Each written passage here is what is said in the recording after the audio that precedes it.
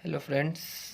जैसा कि आप सब जानते हैं कि 66 बीपीएससी मेंस जल्दी होने वाला है, तो मेरा एक छोटा सा प्रयास है कि मैं जीएस पेपर 1 के सभी सेक्शंस को, उसके जो इम्पोर्टेंट टॉपिक्स हैं वो आप तक पहुंचा सकूं कम समय में, जिससे आप ज़्यादा से ज़्यादा लाभ उठा सकें जिसका।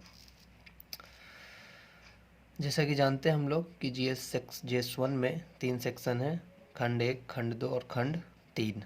खंड 1 आपका जो है वो हिस्ट्री सेक्शन से रिलेट करता है। खंड 2 जो आपका है वो करेंट अफेयर समसामयिक घटनाओं से रिलेट करता है। और खंड 3 जो है वो आपका डीआई है। जो खंड 1 है उसमें आपको 6 प्रश्न दिए जाएंगे, जिसमें से आपको 3 करने होते हैं जो हिस्ट्री के होते हैं। जो खंड 2 है उससे भी आपको 6 प्रश्न मिलते हैं, जिसमें से आपको 3 करने होते हैं। और जो खंड 3 है आपका डीआई सेक्शन का, उसमें आपको 4 प्रश्न मिलते हैं, जिसमें से आपको 2 करने होते हैं। तो काफ़ी इम्पोर्टेंट है आपका हिस्ट्री सेक्शन, डीआई सेक्शन और करंट अफेयर्स तीनों मिलाकर टोटल 8 क्वेश्चन आपको करने होते हैं। तो आइए हम देखते हैं कि जीएस पेपर फर्स्ट में जो हिस्ट्री सेक्शन है उसके कुछ इंपॉर्टेंट टॉपिक्स हम लोग पढ़ेंगे। पूरा हिस्ट्री तो नहीं पढ़ने वाले, पर कुछ इंपॉर्टेंट टॉपिक्स जहाँ से आयोग हर साल क्वेश्चन मेंस में बनाता है। ठीक है, अगर इतना भी हम लोग कर लेते हैं तो एक अच्छा खासा पोर्शन हमारा कंप्लीट हो जाएगा। और पूरी डिटेल में पढ़ेंगे ताकि कुछ भी छूटे ना, हर एंगल हर पर्सपेक्ट को देखेंगे हम लोग। तो उसमें जो इम्पोर्टेंट टॉपिक्स में है, उसमें जो पहला है हमारा पार्ट कला एवं संस्कृति। आप सिलेबस देखेंगे तो आपको दिखेगा कला एवं संस्कृति, जहाँ पर हमें मेनली 3 कलाओं के बारे में पढ़ना है, मौर्य कला, पाल कला और पटना कलम। मौर्य कला में हम लोग देखेंगे कि किस प्रकार से चंद्रगुप्त मौर्य का राजप्रसाद, फिर अशोक का स्तंभ, स्तूप और गुफा कला, मूर्ति कला, इन सब को डिटेल में पढ़ेंगे। हर एस्पेक्ट को देखेंगे, कहाँ से क्वेश्चन बन सकता है, किस प्रकार के क्वेश्चन बन सकता है।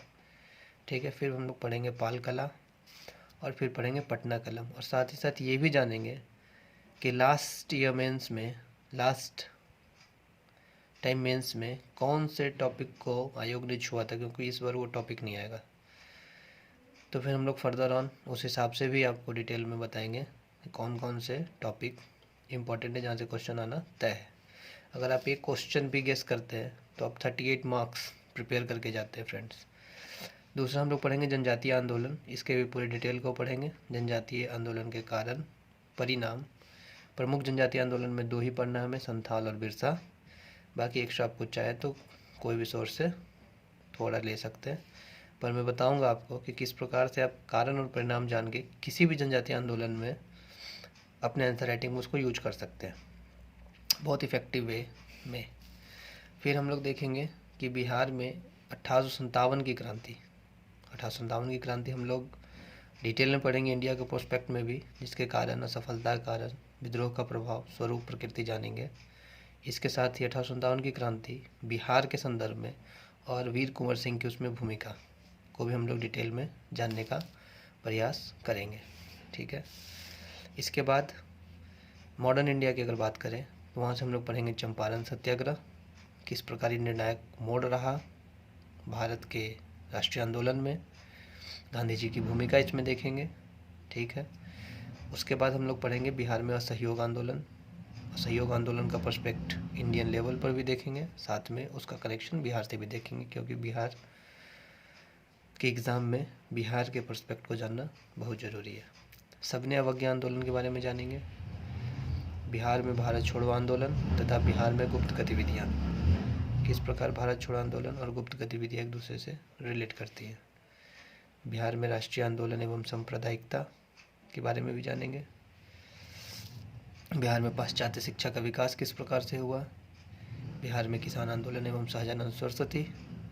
ठीक है, इन सब को पढ़ने के बाद ये भी देखेंगे कि इसमें भी मोस्ट इम्पॉर्टेंट कौन है, जो इस साल क्वेश्चन आने की संभावना जिसकी ज़्यादा है। ठीक है, प्रमुख व्यक्तित्व में 3 व्यक्तित्व पढ़ेंगे हम लोग, महात्मा गांधी, जवाहरलाल नेहरू और रविन्द्रनाथ टैगोर। और ये प्रयास रहेगा आपको कि जल्द से जल्द कंप्लीट करवा दिया जाए, इसके पूरे आयाम को कंप्लीट करवा दिया जाए एटलीस्ट 10 to 15 डेज़ में। आपका एक सेक्शन खंड 1 की एटलीस्ट 70% पार्ट कवर हो जाएगी। बाकी आप खुद से भी किसी सोर्स से कर सकते हैं, इतना तो आपको करना पड़ेगा मेंस के लिए। पर हाँ, 70% यहाँ से कवर कराने की कोशिश की जाएगी 10 to 15 डेज़ में विथ फुल डिटेल। हर आयाम को टच करने का प्रयास किया जाएगा। तो फ्रेंड्स, अब आप बताइए कमेंट करके कि कब से इसे शुरू किया जाए और कितने समय का एक वीडियो बनाया जाए ताकि आप लोग इसका अधिकतम लाभ उठा सकें। ठीक है, इसे ज़्यादा से ज़्यादा शेयर करें, लोगों तक पहुंचाएं। लोगों की सफलता में उनका साथ दें और ख़ुद भी सफल हों, ऐसी मेरी कामना और आशा है। तो फ्रेंड्स, आप कमेंट में ज़रूर बताइएगा कि इन सारे टॉपिक्स को डिटेल्स में 10 से 15 दिन में कवर करने का प्रयास मेरा रहेगा। इसके बाद फिर हम लोग DI सेक्शन में भी जाएंगे कि कैसे DI को सॉल्व करना है, क्योंकि 2 क्वेश्चन वहाँ से भी रहते हैं 76 मार्क्स एटलीस्ट या 72 मार्क्स, जो भी आयोग डिसाइड करता है, बहुत इंपॉर्टेंट रहते हैं। 114 मार्क्स के आपके GS पेपर फर्स्ट है, खंड 1 है जो आपका, और खंड 2 इसी का 114 मार्क्स का, 114 मार्क्स का है। ठीक है, 72 मार्क्स का उधर हो गया आपका। तो ये सब मिलाकर आप देखिए कि GS1 के 70% को मैं कवर कर दूंगा, DI को मैं कवर कर दूंगा, साथ ही करंट अफेयर में जो अंतर्राष्ट्रीय घटनाएं हैं, क्योंकि आप अगर ट्रेंड देखेंगे BPSC का तो अंतर्राष्ट्रीय घटनाएं और राष्ट्रीय घटनाओं में अंतर्राष्ट्रीय घटनाओं को ज़्यादा महत्व देता है BPSC। लास्ट ईयर भी उसने 3 क्वेश्चन अंतर्राष्ट्रीय घटनाएं से पूछे, 1 या 2 क्वेश्चन उसने राष्ट्रीय घटना से पूछा। 64th में तो एक भी राष्ट्रीय घटना से क्वेश्चन नहीं था, 5 के 5 क्वेश्चन आपके अंतर्राष्ट्रीय घटना से थे। तो अंतर्राष्ट्रीय घटनाओं में क्या इंपॉर्टेंट है, कैसे पढ़ना है, वो भी मैं कवर करवा दूंगा आपको। मतलब GS पेपर 1 का DI 100% कवर हो जाएगा आपका। हिस्ट्री सेक्शन का एटलीस्ट 70% यहाँ से कवर आपका हो जाएगा, और जो करंट अफेयर्स के उसको भी मैं प्रयास करूँगा कि 70 to 80% कवर करवा दूँ। ठीक है, ऐसा मैं नहीं बोलूँगा कि मैं 100% कवर करवा रहा हूँ।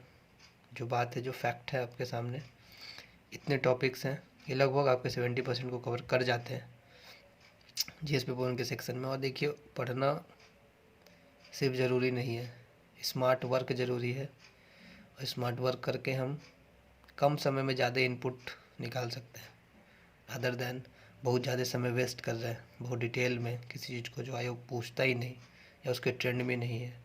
तो इन सब बातों का ध्यान रखा जाएगा फ्रेंड्स। ठीक है, तो मैं अपने वीडियो को यहीं समाप्त करता हूँ। आपके रिस्पांस का इंतज़ार रहेगा, जितना जल्दी आप रिस्पांस करेंगे उतना जल्दी आपका कोर्स शुरू होगा। थैंक यू, धन्यवाद।